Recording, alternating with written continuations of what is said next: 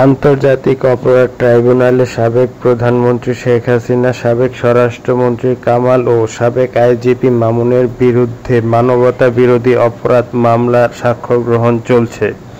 সাবেক আইজিপি মামুন নিজেই আসামি থেকে রাজসাক্ষী হয়ে জবানবন্দি দিয়েছেন। তিনি জানান, আন্দোলন দমনে মারণাস্ত্র ব্যবহারের সিদ্ধান্ত রাজনৈতিক ছিল এবং হেলিকপ্টার থেকে গুলি চালানো আর এই সব নির্দেশ এসেছিল সরাসরি শেখ হাসিনার কাছ থেকে।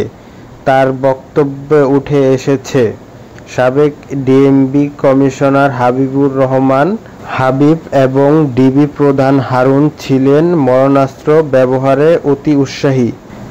এ মামলায় এখন পর্যন্ত ৩৫ জন সাক্ষী দিয়েছেন।